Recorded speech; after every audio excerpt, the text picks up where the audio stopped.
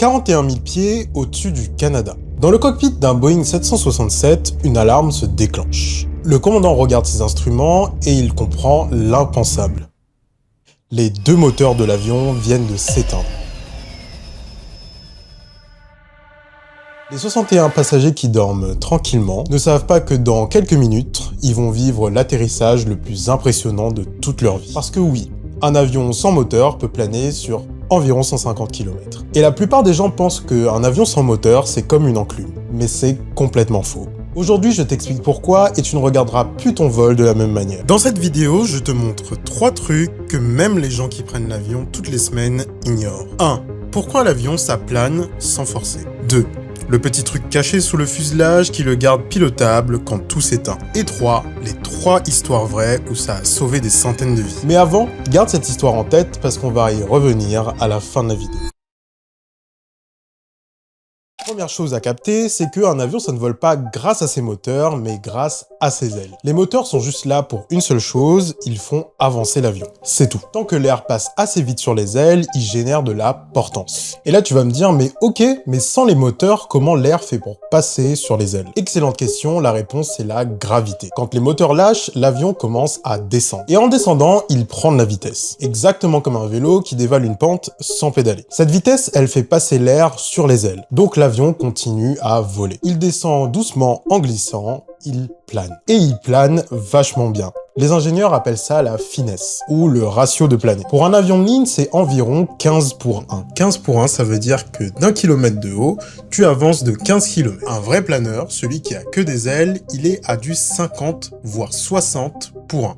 Une bombe. Un petit Cessna d'Aéroclub, c'est plutôt du 10 pour 1. Et une brique, et bah du 0. Elle tombe. Point. Ton avion de ligne, il est tranquille. Il est beaucoup plus proche du planeur que de la brique. Et retiens bien ça, parce que dans 2 minutes, tu vas voir un pilote transformer un Boeing de 100 tonnes en planeur pour de vrai. Traduction, pour chaque kilomètre perdu en altitude, il avance de 15 km vers l'avant. Fais le calcul avec moi. Imaginons que tu es à 10 000 mètres d'altitude, soit 10 km de haut. Donc 10 fois 15 est égal à 150 km. C'est à peu près la distance entre Paris et Reims. Et tout ça sans une goutte de carburant, si ça c'est pas écologique. Un avion de ligne, c'est juste un planeur qui se trimballe des moteurs pour pas avoir à descendre tout le temps. Mais alors, comment ils font pour avoir de l'électricité dans les commandes si tout est éteint? Parce que là aussi, il y a un truc génial que je te montre dans 2 secondes.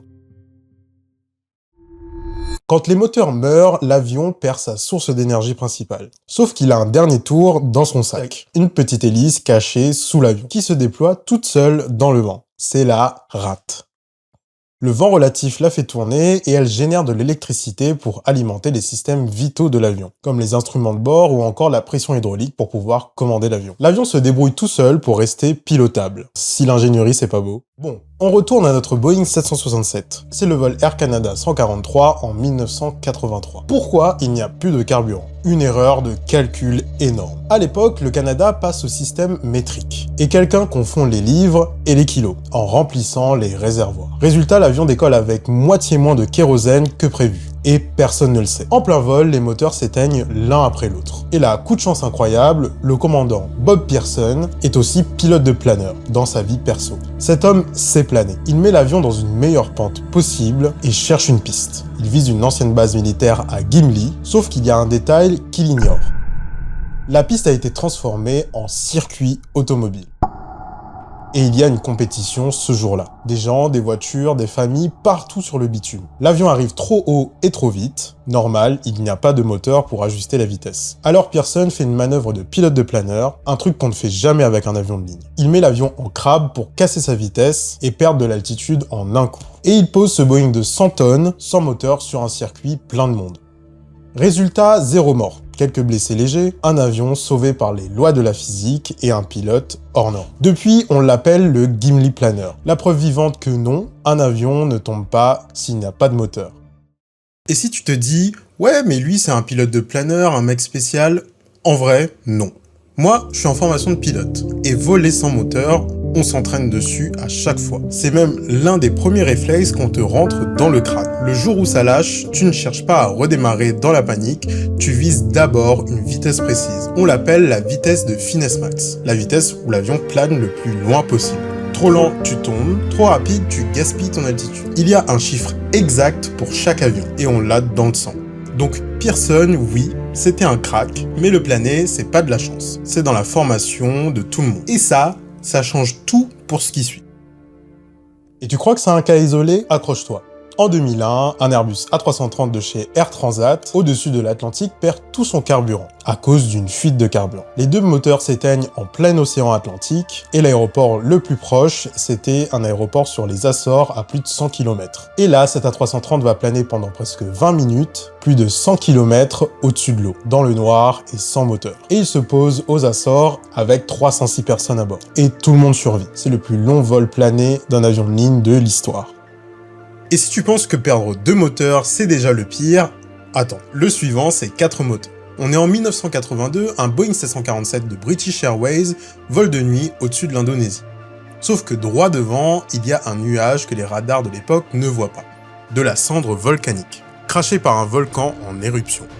L'avion rentre dedans sans le savoir, les hublots se mettent à grésiller d'électricité statique, une sorte de feu bleu sur les vitres. Et là, un par un, les 4 moteurs s'éteignent. Un 747 transformé en planeur géant au-dessus de la jungle. Le commandant garde un calme de légende et annonce aux passagers, en gros, petit souci, les 4 moteurs se sont arrêtés, on fait ce qu'on peut pour les rallumer. Et c'est exactement ça qui les sauve. Et en descendant, il descend enfin du nuage de cendres.